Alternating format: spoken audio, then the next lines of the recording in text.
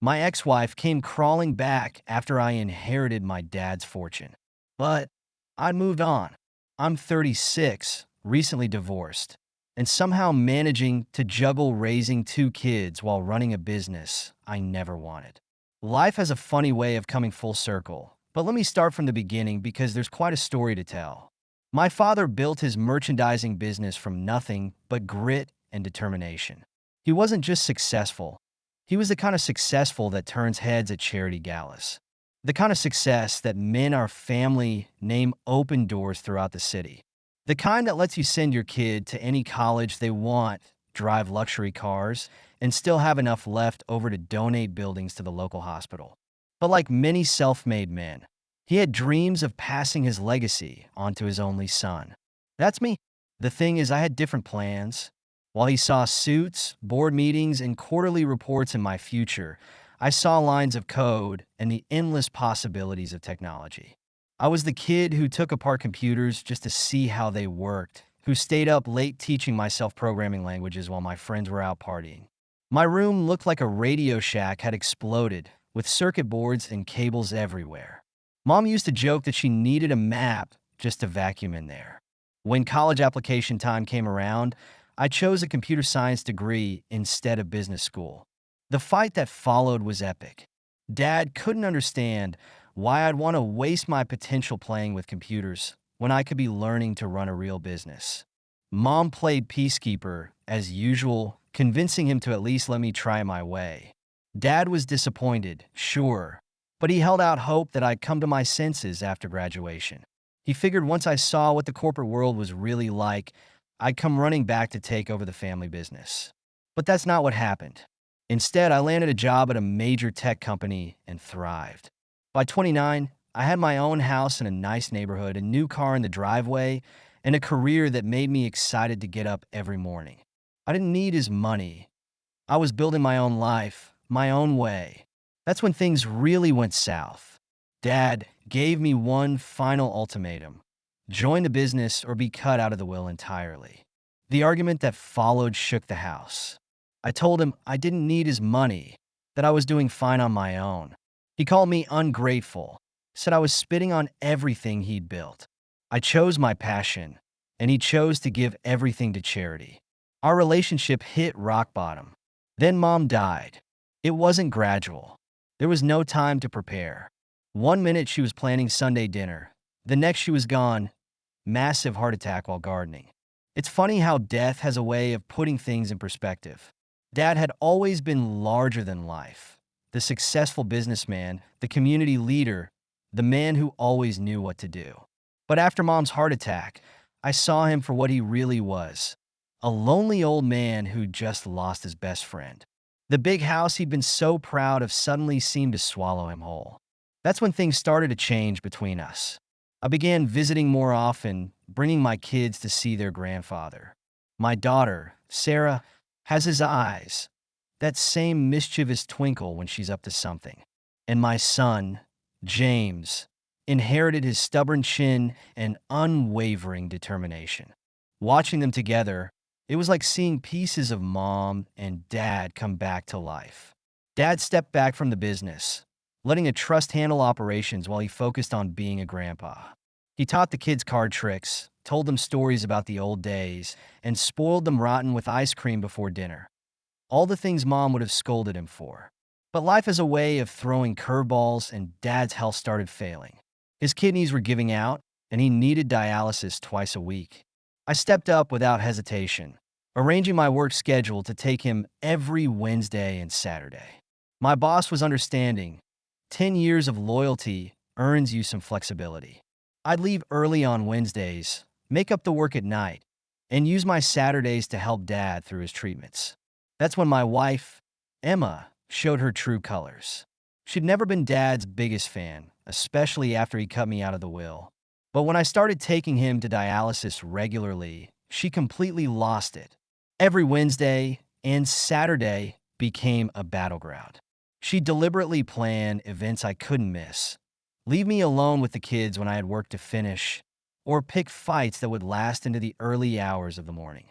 "Why are you wasting time on him?" she'd demand, hands on her hips. that familiar look of contempt crossing her face. He cut you off. He doesn't care about you. He's just manipulating you again. But that's not how family works. You don't abandon your father just because he's not leaving you any money. You don't walk away when someone needs you just because there's nothing in it for you. I yelled back. Those twice-weekly drives to dialysis became precious time together. We talked about everything and nothing. His childhood, my work, mom's terrible cooking that we both pretended to love. Sometimes we just sat in comfortable silence, two stubborn men finally learning to understand each other. I tried explaining this to Emma, but she couldn't or wouldn't understand. Her own family treated relationships like business transactions, always keeping score of who owed what to whom. Maybe that's why she couldn't comprehend doing something simply because it was right. The final straw came when Dad's condition worsened.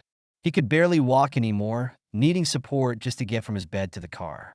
I started taking more time with him, making sure he was comfortable, driving slower to avoid jarring his fragile body. This meant I was getting home later, and Emma's patience ran out. "Choose," she said one night, standing in our bedroom doorway with her arms crossed. "Him or me?" My response was immediate. Him. The look of shock on her face would have been comical if it wasn't so sad. She honestly thought I'd choose her manipulative behavior over my dying father. She packed her bags that night, slamming drawers and muttering under her breath about how I'd regret this. A few days later, divorce papers arrived. To my surprise and relief, she didn't want custody of the kids. Her mother later told me Emma was too young to be tied down with children. Some mother, right? The woman who'd cried through both pregnancies about how blessed she was to have children was now abandoning them without a second thought. That's when I made the best decision of my life. I moved the kids and myself into Dad's house. He had a full-time caregiver who was happy to help with the children and watching him play with his grandkids. I hadn't seen him that happy since before Mom died. It was like everything had fallen into place. The kids thrived in the big old house. Sarah claimed Mom's old sewing room as her art studio, covering the walls with drawings of our family, always including Dad in his favorite armchair. James took over the garden, determined to finish planting those roses that Mom never got to. My dad supervised from his wheelchair, offering advice and stories about Mom's green thumb. Then, last week, Dad passed away in his sleep. The doctor said he went peacefully, content after spending the evening playing cards with his grandchildren. It hurt, God, but knowing his final months were filled with joy made it easier to bear. That's when the real bombshell dropped. The lawyer called me in to read the will, and I almost didn't go. What was the point? Dad had given everything to charity, right? Wrong. It turns out I had been his heir all along. He never changed the will, never cut me off. It had all been a bluff, his last attempt to get me to join the family business. The lawyer told me Dad was actually proud of me for sticking to my guns, for choosing passion over money. He respected that I built my own success instead of riding his coattails.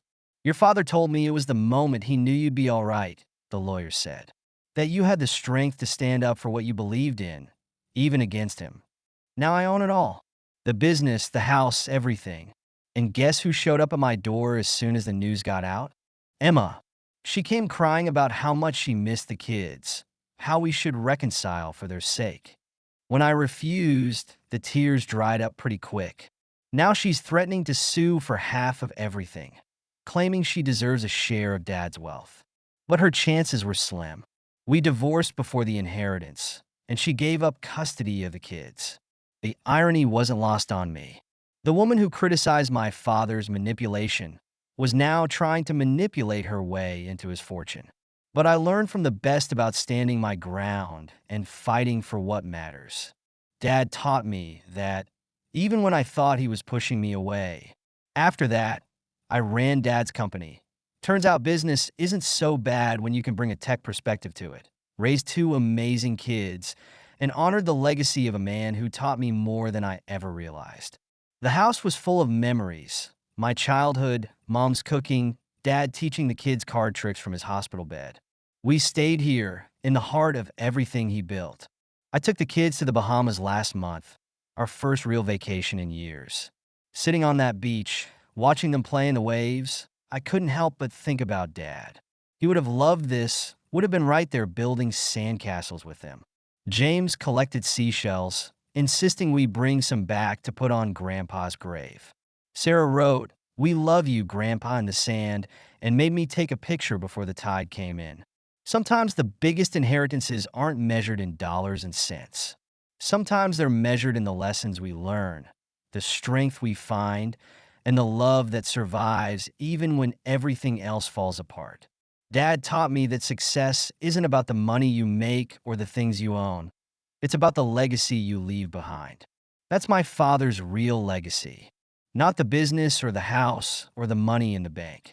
It's the love he showed us, the values he instilled, and the family he brought together, even after he was gone. And no amount of legal threats or manipulative tears can take that away.